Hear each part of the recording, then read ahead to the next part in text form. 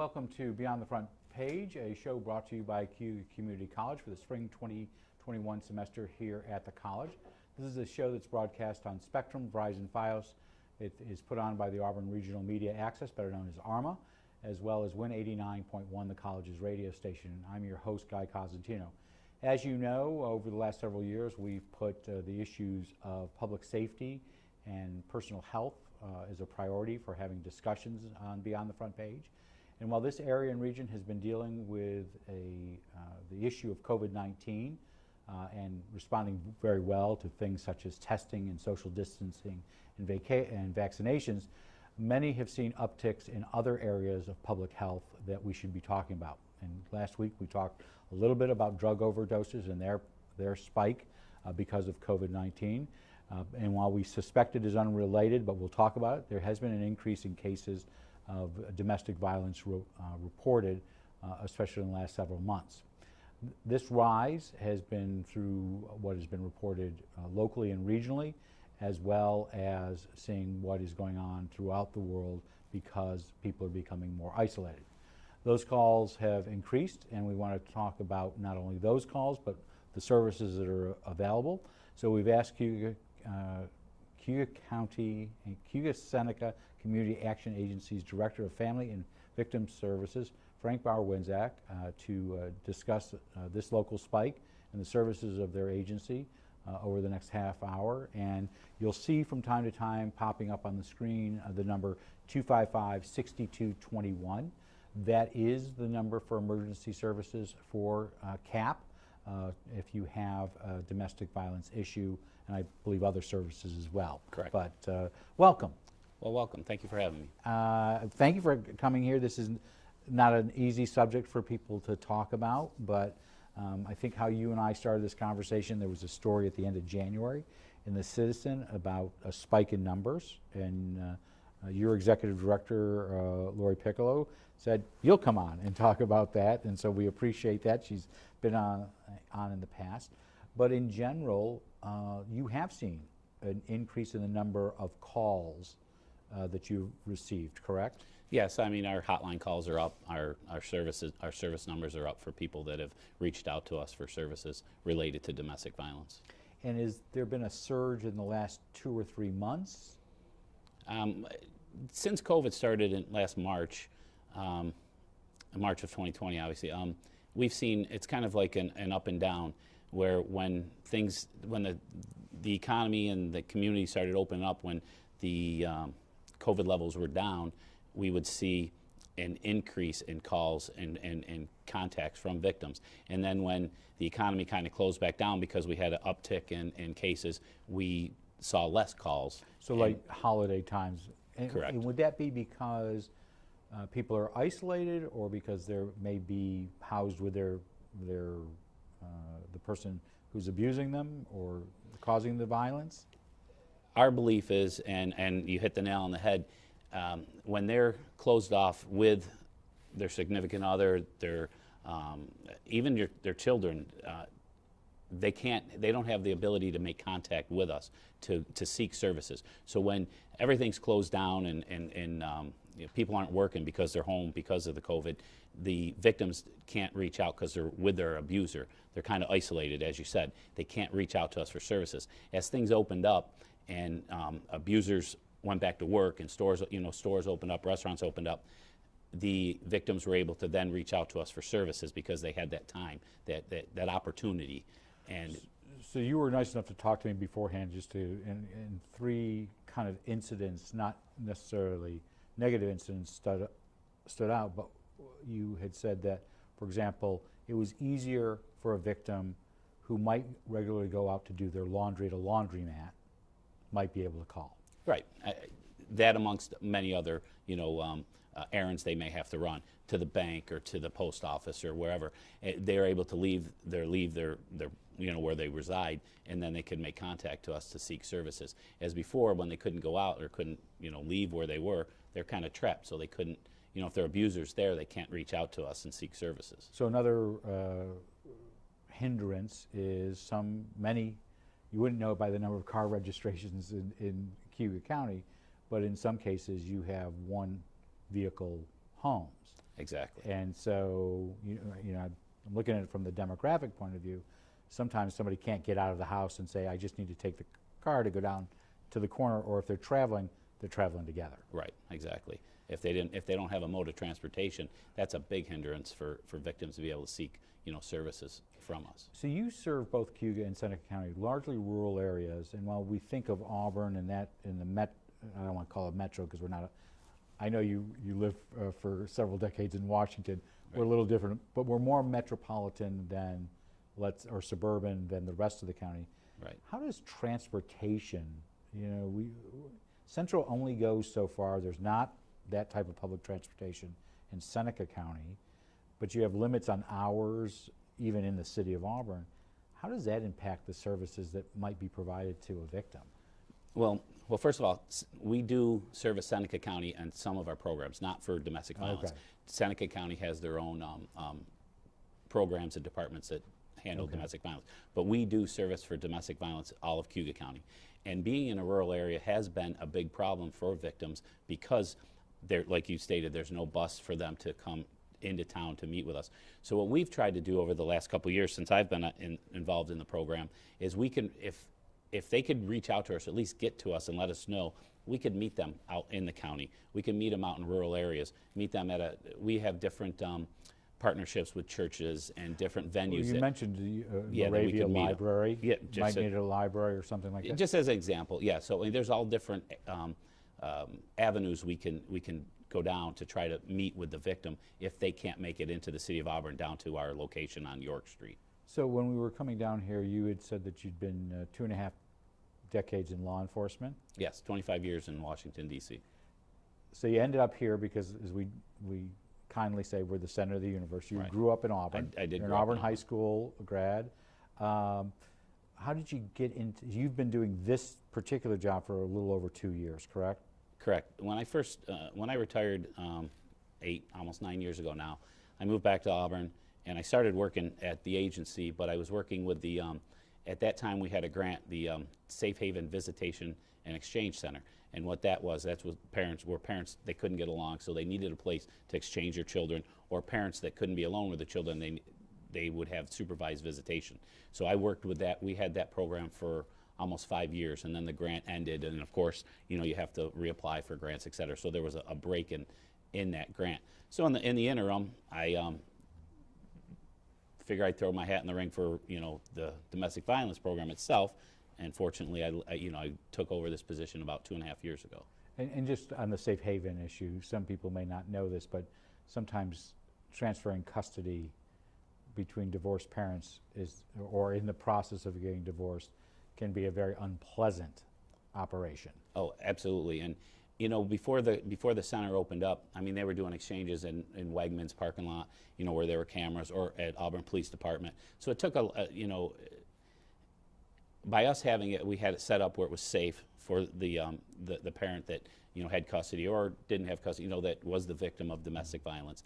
But I'm also pleased to say that we were re-awarded that grant last October, and we're in the process of reopening up the center again, and I'm hoping to have that up and running this summer or by fall the latest is my goal, and that will be another 3 years of and that'll fall under your purview. And that will fall under the domestic violence program as well. So going back to this issue, we're about a year now, well, we are just a year about at this point of lockdown with COVID. So did you see a dip when everybody, schools shut down, pretty much restaurants shut down, everyone shut down? Did you see a dip in the number of calls? Oh, absolutely. That's exactly how the trend went. When we were on lockdown, we saw a decrease in calls, and when we were opening up, we saw an increase in calls.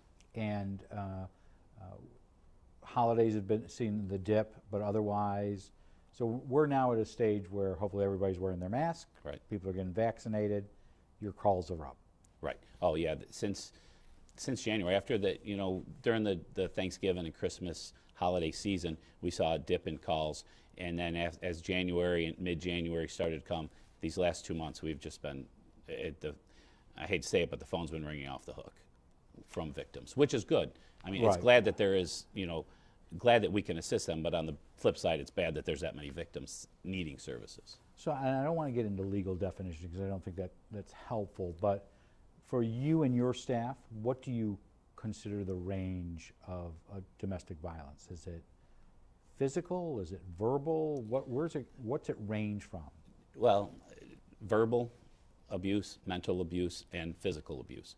I would, to put percentages on, most of our victims, when we speak to them and we interview them and try to figure out what the best plan of action is for them, it always started verbal abuse first, mental abuse, that power and control. So define what mental abuse is. Mental abuse, it's all under power and control. Okay. Like the abuser is the only one that has access to the bank account. The victim doesn't. So she knows he or she, whoever the victim may be, knows, okay, I can't escape. I don't have the means to escape. I don't have the funds. And financial constraints is a big issue. Big time. And I mean, think about it. I mean, we're seeing it now in the country. You're wondering, are you going to get another paycheck or not? I mean, that is mental. I mean, it's going to affect your mental stability. And not only that, the abusers have a way of putting people down to make their victim feel less equal to them or less equal to society. And that's a mental abuse. On top of that, then you have the verbal abuse, the language, the constantly, telling someone they're useless, overweight, ugly. I mean, just different words of that. And then, unfortunately, it escalates into physical abuse. And that's what we see. It starts, because most of the victims we interview that it's reached the stage of physical abuse, it started with mental and verbal, and it escalated up over a period of time. I know you were trying to be diplomatic. You had mentioned he or she. So most of your cases are men abusing women, but you do have occasionally the other way around. Yeah, I believe the breakdown is 1 out of every 4 victims is a male. Right around 25%, maybe 20%, 1 out of 5. I'd have to look at it. I remember just talking about this not too long ago. But it's a larger percentage than people think that you have male victims. Yeah, because I would have thought it would be in the 5-6%. You're talking almost a little higher than that. I want to say 1 out of 8 maybe. So in dealing with this, where do children fall into this issue? Well, it's unfortunate because the children, they view and see the domestic violence. And unfortunately, a lot of victims that we interview said, well, when I was a little girl or a little boy, I saw my mom or dad abuse the other, parent. So not only is it, affects them as children to see their parents split up.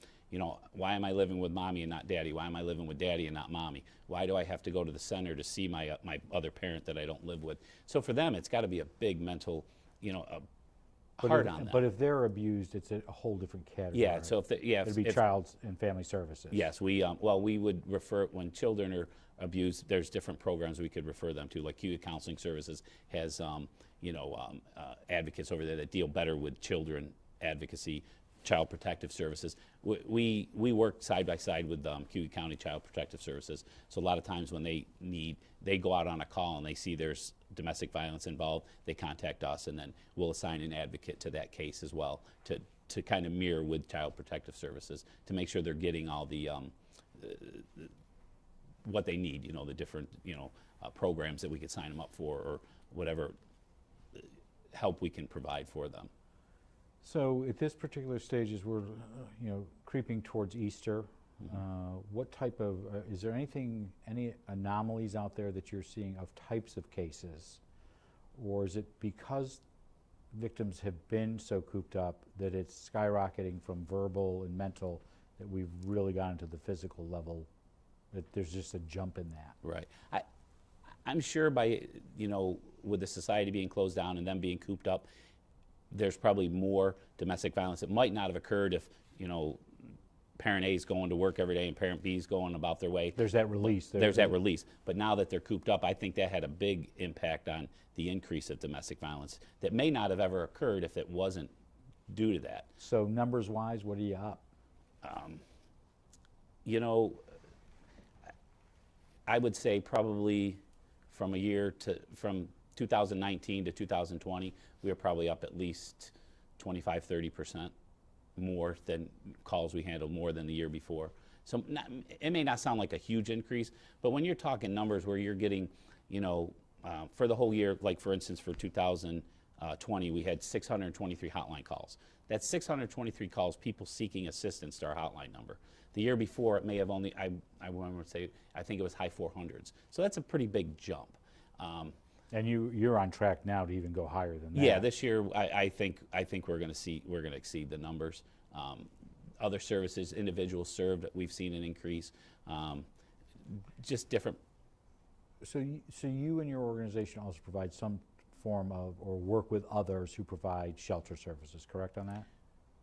Well, we're the the agency that handles all the sheltering services for Cayuga County. However, a lot of times we reach outside of county. Like there's cases where, okay, you're just not going to be safe in Cayuga County, so we reach out to, we have neighboring jurisdictions that we all work together with, because a lot of times I may be sheltering someone from Onondaga County because it wasn't safe for them to be there, and vice versa. So we reach out to all other different counties if need be. Yeah, so where I'm going with this though is your bed nights, and I know that's a horrible way to report it as, because it's individuals, and sometimes it's parent moms or dads with children.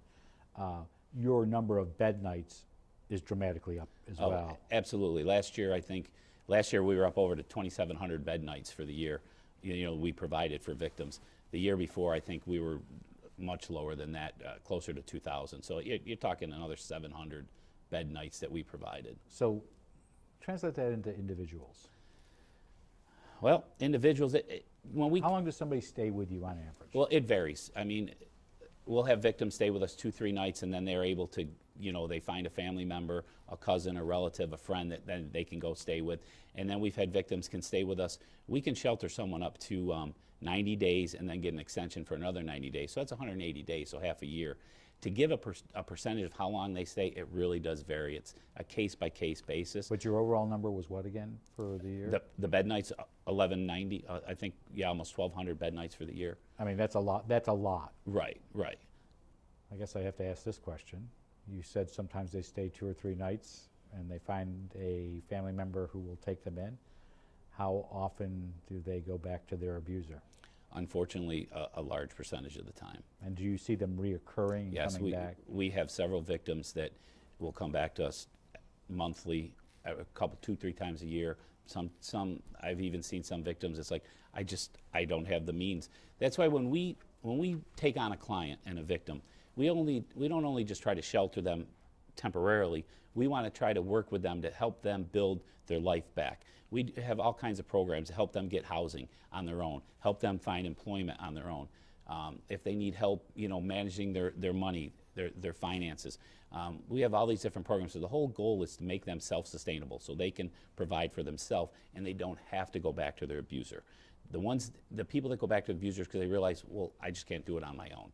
And it's unfortunate, it's a cycle. So we'll see them, 2, 3, 4 times a year, and it's like, you almost want to say, come on. But they have to get to that point. Yes, they have to get to that breaking point where it's just not right for me to go back. I need to, make it on my own. And like I said, we have all kinds of programs. We have different advocates and different programs. We work with them, with the county, try to get them housing assistance if they need, SNAP benefits or whatever benefits they can get from the county. We do all that paperwork with them to help them, facilitate to be able to achieve it and get those substances and from the county. So not necessarily for Cayuga Seneca, but if you had the numbers, that would be great. But regionally, statewide, nationally, how many do return? Do you have any idea how many return to their abuser? Not at the top of my head. I'd hate to throw a number out there and be. But is it a large number? Yeah, I would say a larger percentage return to their abuser than don't. Yes. So Cayuga Seneca, which has been in operation for decades, is a full-service agency, and but let's talk about the ones that are focused on domestic violence. So you provide a number of what I would classify as emergency services. Yes. So before I start there, Cayuga Seneca was our name. We actually rebranded a year and a half ago. Because we went back to, we're community action programs now. Okay. Everybody knows us as Cayuga Seneca. And I've mostly gone through 4 changes since Gloria Griffin. So exactly. But we are community action programs. So just if you can remember CAP's the best way. Not to correct you or anything. No, it's fine. No, I've seen. I like the new logo, by the way. Yes. But I'm like, do I put Cayuga in there? Do I put Seneca? Right. No. And I think there have been these rebrandings over the last most likely 30 years. Right. So, But yes, our emergency and services, we can, well, obviously we have the 24-hour hotline. People can call in on that. so let me stop on that. So we were popping up this number. Yes. Somebody can call there. Who are they calling? So when you call our hotline, we work with a company in answering service. You're calling and saying, I would like to speak with a domestic violence advocate. Or you're just saying, Or just say, I'm in trouble. And if they say they're in trouble, the answering service will say, is it immediate trouble? If so, please hang up and dial 911, because if they need immediate attention. This hotline's not for if you're being beat, please dial 911, Right. not our service. Don't have us call Right. that 911 No. for you. If Okay. you're seeking services for us to help, you call, they will patch you through to an advocate, 24 hours a day, there's no 365 shutdown days a on year. this. We're not shut, we have a. Okay. Yep, and so, once again, that number you see, 315-255-6221. And we even get calls from family members. A lady will call and say, I know my sister's a victim of domestic violence. How can I proceed to convince her to call you, and things like that. Our advocate will talk with that family member and give them advice on how to convince that victim to call us. So even if you know of a victim, please reach out to us and let us know, and then we can hopefully guide you to help them to call us, so we can get them services. So that's the first emergency service we do Okay. provide.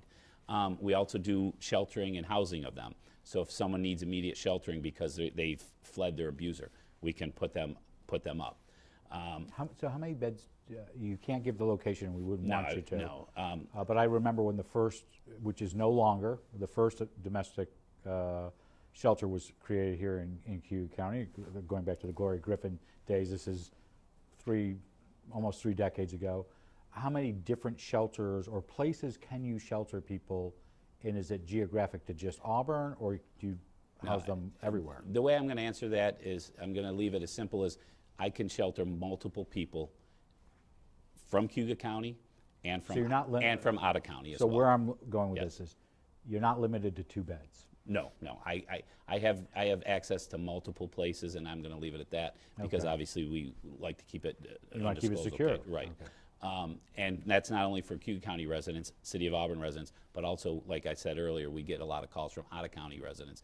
Vice versa, we And they're just these reach out as well. reciprocal agreements? Yes, within Okay. within New York State, right. Okay. Sorry, I didn't, Nope, but nope, you're not- talking about the beds. And I Yep, wanted to- not a problem.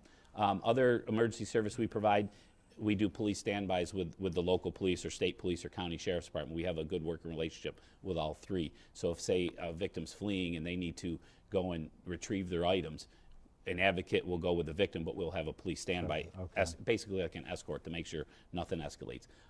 We help victims with, orders of protection, which are huge, because that's really the only tool in their toolbox to start with right away. If they need to have their abuser stay away, we'll go right with them to court and help them file the paperwork for orders of protection. Custody orders, petition orders, Now, are family these all free petition orders. services? Yes, absolutely, all free. So you also do a lot of advocacy work. Yep. Can you tell us a little bit about Yep. that? So when we have a court advocate that would accompany victims to court with them. We have education and safety planning advocates that deal with just safety planning and how to teach them to move forward, to know your whereabouts, know where you are, know your moves and things of that nature. It all goes to safety planning. We could provide cameras. We could provide all different things to victims, that may need that.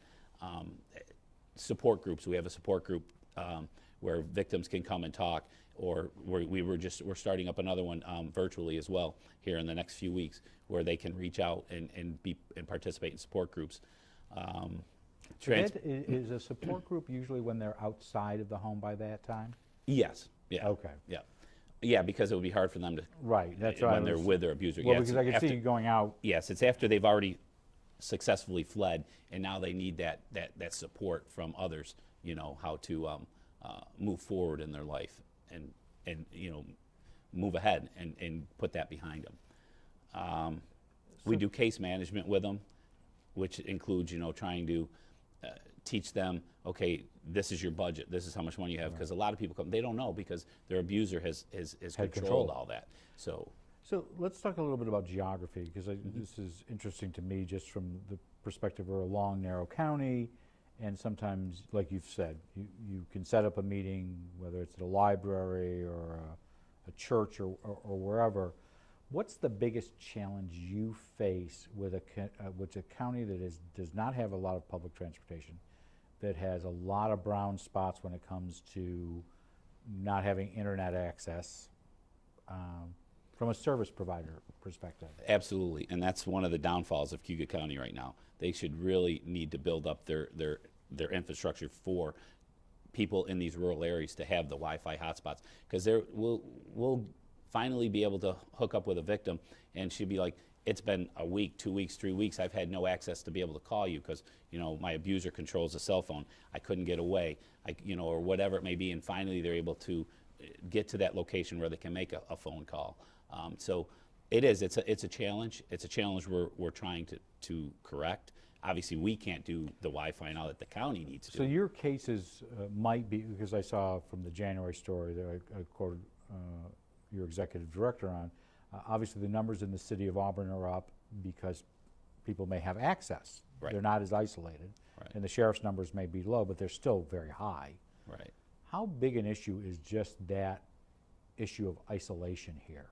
When it comes to, when you provide your services, I'm assuming the bulk are in the city and the donut towns around Auburn. Yeah, I would say the bulk are. Because people have access. They have access. I don't know how those victims are feeling, but isolation is a good word to describe it. That they feel all alone, they feel isolated because they don't have that access. They can't reach out to us. They can't get the services that they need. Yeah, and I'm not picking on. And I don't know the answer because, it's a challenge that. And I'm not picking on Summerhill or Fairhaven. Right. Those happen to be the opposite The end. opposite ends, yep. But there is a lot of areas where we don't have, and we've had conversations about transportation here Right. on a regular basis, but that becomes a challenge for your agency. Oh, absolutely, absolutely. How big a staff do you have working on this? In our domestic violence program, it's a staff of 7, and then my coordinator and myself. And they're doing everything. Strictly domestic violence. Strictly that. You mentioned family members. You mentioned family members who may want to take part in getting services. How should they contact you if they don't call the number?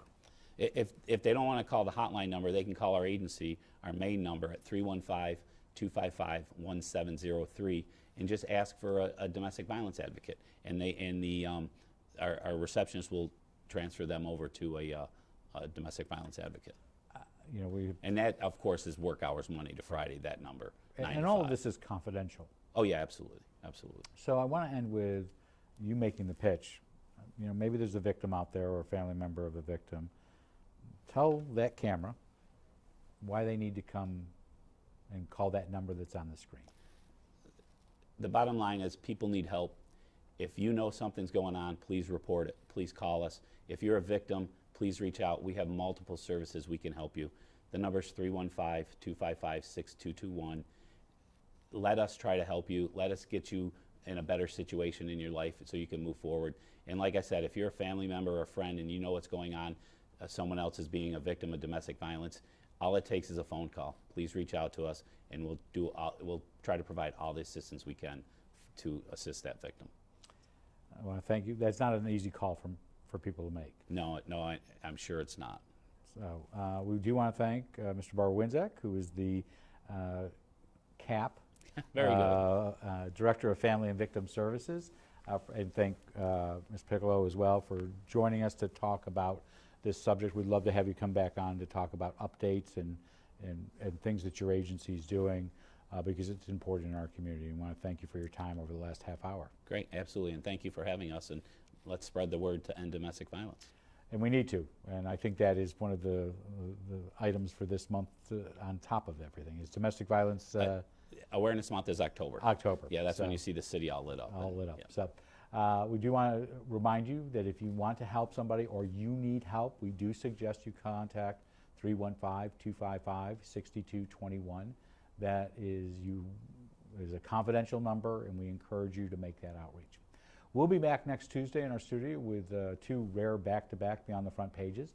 The first one will be with Bob Oman, who is with the group bringing a new version of the Auburn Double Days back to Falcon Park this summer.